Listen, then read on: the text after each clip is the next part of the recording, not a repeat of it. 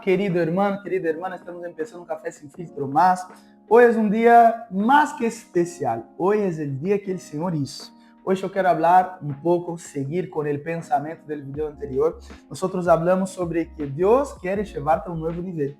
Pero hoy va a ser una segunda porción. La primera porción nosotros hablamos que cuando el enemigo no puede derrotarte, él intenta agotarte. Y eso es una porción interesante porque ahora en el segundo video nosotros vamos a hablar que cuando el enemigo no puede derrotarte, él te distrae. Y la distracción muchas veces peor que la primera porción que hablamos. En 1 Samuel 30 vemos el día que David perdió todo. Mientras él peleaba batallas que no eran suyas, el enemigo atacó su casa. 1 Samuel 30, verso 1 dice así: cuando David y sus hombres llegaron a Ciclag, encontraron que la ciudad había sido quemada, saqueada, y que sus esposas, hijos y hijas habían sido llevados. Entonces David y sus hombres lloraron a voz en cuello, hasta quedar sin fuerza. ¿Ya llegaste a llorar hasta perder todas sus fuerzas? Eso es un llanto muy doloroso, ¿no? Y al final, pero David, en el final del verso 6, dice que él cobró ánimo en el Señor, su Dios. David lloró hasta no tener fuerza, reconoció su responsabilidad, pero no se quedó en culpa. Él se culpó, pero no se quedó mucho tiempo ahí. Es interesante, hay un versículo que es muy conocido, nosotros incluso cantamos en muchas canciones, que el llanto, el lloro puede tardar una noche, pero la alegría viene por la mañana. Ya te diste cuenta de que la Biblia no es casualidad. Entonces, si el verso dice, él estipula, él coloca un tiempo para el llanto, es porque verdaderamente nosotros no podemos estar en este llanto mucho tiempo. Entonces, el llanto, el dolor, el sufrimiento tarda una noche. ¿Qué quiere decir en otras palabras? No podemos estar en esta posición por mucho tiempo. Y después dice que luego a la mañana viene el sol, viene la alegría.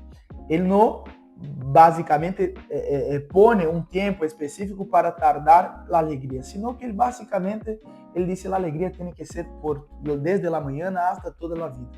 Pero si viene el llanto, tenés que tener en cuenta que él no es un buen amigo. No tenemos que comprar helado, poner una canción, recibir el llanto, la tristeza como una vieja amiga. Eso es una mala decisión, ¿no? Recibir el llanto, la tristeza como una vieja amiga. ¿Por qué estoy diciendo eso? Porque fue justamente lo que pasó con David. Aunque él pasó por una situación de responsabilidad, de culpa, la condenación no le tomó mucho tiempo, porque la condenación no gana guerras. La condenación, la culpa, es algo de Satanás. Sus hombres querían apedrearlo, pero eso no iba a devolverles a sus hijos. Aprende esto, no toda la pelea vale tu unción, tu atención. La verdad, las peleas que deberíamos entrar, y acá entra un consejo de mi parte, es que nosotros deberíamos entrar apenas, solamente, en batallas que hay botín. Muchas veces nosotros entramos en guerras que no hay botín, que no hay ganancia, que no vale de nada. Muchas veces peleas con tus amigos, con personas de tu celo, personas de tu vida, pero no hay botín en guerras, los dos están perdiendo. Presta atención, aprenda de una vez por todas que no toda pelea vale tu unción, tu tiempo, tu disposición. Muchos están gastando su energía peleando con personas, quando nuestra lucha não é contra carne e sangue. Se peleas contra tu pareja, fortaleces a carne. Se peleas contra demônios, te llenas del espírito. Aleluia. Vengas al encuentro com Deus, trabajes neste serviço. Peleas contra Satanás. Quando ganas uma discussão, pero pierdes tu paz. Será que isso vale a pena? Eu costumo dizer que quando ganas uma discussão, pero pierdes tu paz, perdiste a guerra. Presta atenção, Davi sempre evaluava o botim antes de lutar. Antes de enfrentar a Goliat, perguntou. 1 Samuel 17, 25 hasta el 26. ¿Qué recompensa recibirá el hombre que mate este filisteo? El premio determina el valor de la batalla. Agarra la chave espiritual. El premio determina el valor de la batalla. Hay peleas que no entran, no porque no puedo ganar, sino porque no vale la pena, porque no hay botín. Não vou ganhar nada com isso. Jesus guardou silêncio delante de Pilato, não porque não tinha autoridade, sino porque sabia que falar não cambiaria nada. batalla sin botín. Luego de perderlo todo, la Biblia dice que David se fortaleció en el Señor. No dice que Dios lo fortaleció, dice que él se dio cuenta que estaba agotado, que estaba triste, que estaba en llanto, y él mismo tomó la decisión, actuó, y él se fortaleció. 1 Corintios 14, 4 dice así: el que habla en lenguas se edifica a sí mismo. No oramos en lenguas porque estamos edificados, oramos en lenguas para ser edificados. Muchas veces, muchos preguntam por que oram em línguas porque não entendem nada. Acá está escrito, 1 Coríntios 14, 4, diz que nós estamos autoedificando-nos mientras oramos em língua. Tu vida não se vuelve mais fácil, tu te vuelves mais fuerte. Isso é uma clave espiritual. A vida não queda mais fácil, mas vos te tornas mais cáscara gruesa. Então, quando eres niño, Deus te alimenta. Quando maduras, a mesa está servida. Solo tenés que comer. ¿Entendiste el mensaje? Entonces, cuando somos niños, tenemos que comer comida de niños. El apóstol Pablo dice eso. Antes, ustedes tomaban leche porque eran como niños. Ahora, ustedes maduraron. Ahora la mesa está puesta. Tenemos que agarrar el pan, tenemos que tomar la leche y tenemos que tomar la iniciativa de hacerlo. Entonces, en otras palabras, ya caminando para finalizar lo que quiero hablar. ¿Cómo deveríamos fortalecernos en el Señor? Yo quiero darte tres cosas que debemos hacer en el momento que estamos tristes, agotados. El primero es alabar y cantar. El segundo es declarar la palabra. Y el tercero es orar en lenguas. Mira, son tres consejos prácticos que debemos hacer mientras estamos mal. Primero, alabes al Señor y cantes. Guiche, pero yo estoy mal, no tengo capacidad de alabar al Señor en esta situación.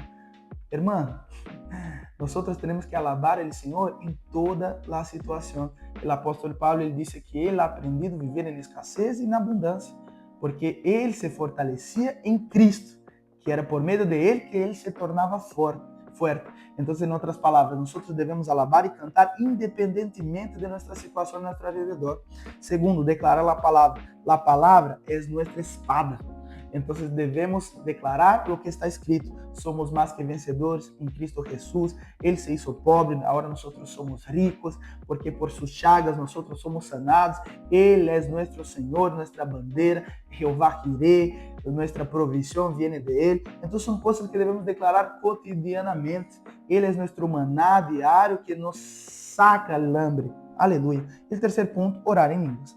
Después de fortalecerse, recién ahí vino la palabra. 1 Samuel 37 hasta el 8 dice así: debo perseguirlos. Y mira lo que respondió el Señor: persíguelos, porque los alcanzarás y rescatarás a los cautivos. Él recobró ánimo en el Señor.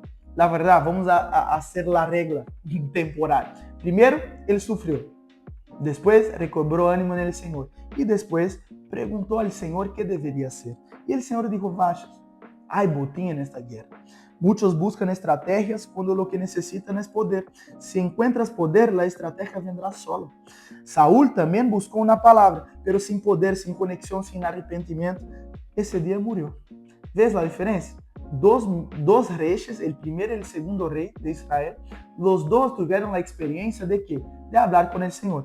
El primero, que fue Saúl, que buscaba apenas la corona, él murió en el mismo día que buscó al Señor. Pero David no. David fue totalmente al contrario, tuvo arrepentimiento, se arrepintió. David, en cambio, fue restaurado. En medio de la guerra, hermanos, David ayudó a otros, dejó descansar a los cansados. La historia es muy larga. Ellos tuvieron que cruzar un mar y en el momento había gente cansada. David no se preocupó con eso, dejó que descansasen ellos. Fue una historia muy larga. Entonces David estaba pensando en los demás. David quería recuperar la familia de los hermanos. Ese hombre fue la clave de la victoria. Sus actitudes fueron las claves para vencer. El enemigo abandona a los débiles. Dios restaura a los débiles. E foi justamente lo que Davi foi usado. Quando ajudas a outros em meio a tu dolor, Deus te guia à vitória. Então, desde o começo, a história nos está mostrando, a história de Davi, que ele estava preocupado com a família, estava preocupado com os irmãos, e ele estava nisso. Este projeto era de ele. E, bueno, para finalizar a história que contamos no vídeo passado, 3 dias depois de lo que sucedeu aqui, ele venceu esta batalha, ele ganhou o botim que havia perdido. E, lo mais extraordinário, 3 dias depois, Saúl morreu e Davi foi levantado rei. 13 anos depois de la promessa, justo depois da batalha mais dura, Davi havia ganhado. Então, entres em batalhas que vale a pena. Amém? Se todo se levantou contra ti, não é señal de derrota, é uma señal de que tu promoção está cerca. Não te canses de fazer o bem, a cosecha vem, não te rindas. Amém? Este é o ano extraordinário. Esse será o melhor ano de tu vida, porque não te cansarás delante dos inimigos. Vas a avançar e vas a vencer e vas a entrar só em guerras que acham botines. Amém? Que Deus te bendiga. Não olvides deixar um like, deixar um comentário e ver no próximo Café Sem Fim. Tchau!